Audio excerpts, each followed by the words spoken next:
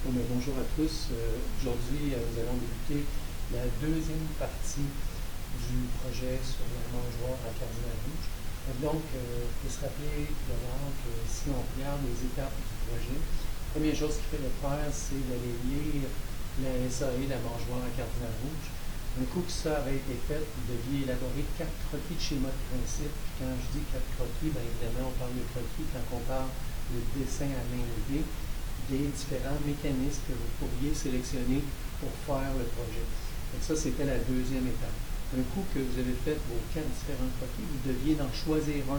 Puis ça vous permettait de dire, bon, à partir du moment que j'ai choisi ce modèle-là, c'est celui-là que je vais mettre en branle pour pouvoir continuer, pour pouvoir faire le prototype. Donc, je rappelle donc la troisième étape, on devait choisir le modèle. Et ensuite, quand vous avez choisi le modèle, à la deuxième page de la SAE, vous devez compléter le croquis complet du schéma de principe et du schéma de construction. On se rappelle qu'un schéma de principe, ça implique les forces et les mouvements, qu'un schéma de construction, lui, va parler des liaisons, des guidages et des matériaux qui sont utilisés.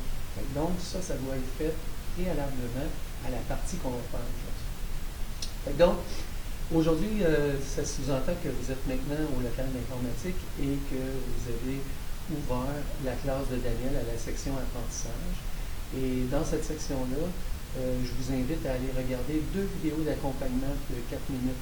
Les vidéos sont indiquées vidéo 1 et vidéo 2. Donc ça va être la première chose à faire. Et je vais vous introduire brièvement comment vous devez accéder à ce logiciel-là.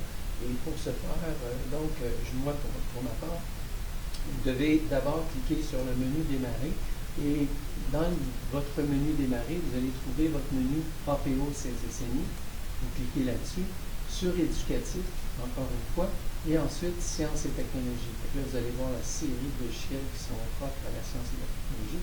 Et vous voyez ici, là, j'ai SketchUp. Donc, je vais lancer l'application SketchUp.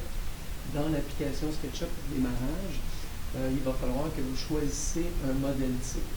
Donc, première chose, on choisit la conception architecturale en millimètres. Si c'est déjà fait, cliquez dessus pour en être bien sûr et commencez à utiliser SketchUp. Et donc, ça va lancer l'application. Ici, je vous ramène l'écran. Soyez capable de tout voir. SketchUp, à partir du démarrage, va toujours vous présenter un personnage. Ce personnage-là est là pour vous aider à vous donner une idée des dimensions de l'objet que vous allez créer. Mais c'est sûr qu'on n'a pas vraiment besoin quand on connaît les dimensions de notre objet.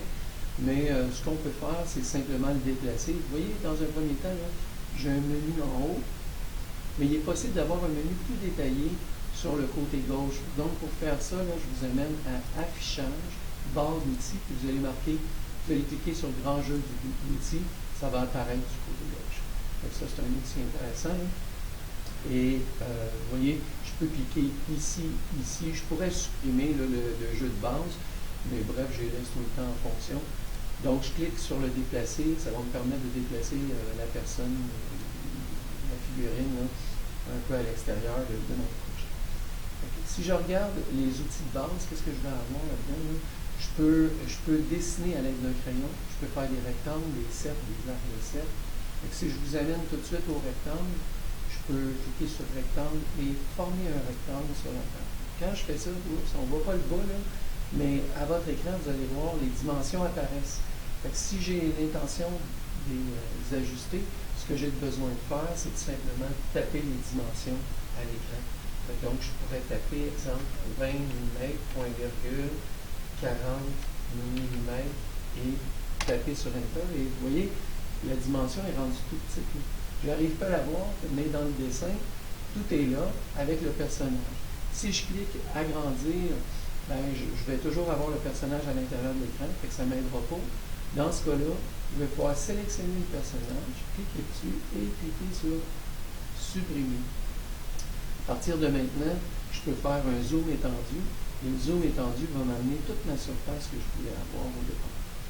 Le bouton pousser tirer va me permettre de mettre un volume plutôt, excusez-moi, Fait que de créer un volume à l'objet qu'on a créé.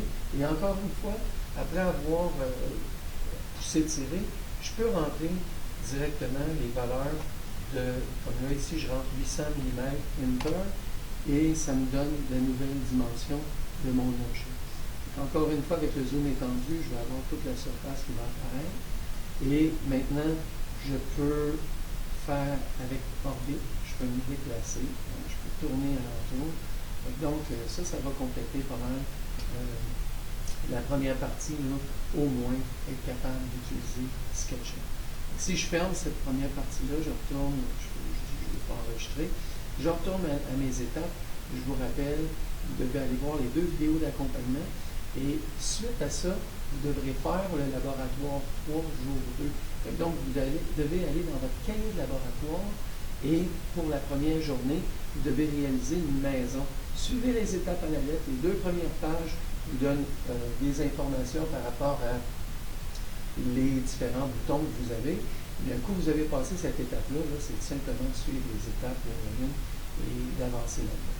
Par la suite, la deuxième journée, vous devrez importer le modèle de la mangeoire et fabriquer votre mécanisme pour la transformer en mangeoire à cardinal gauche.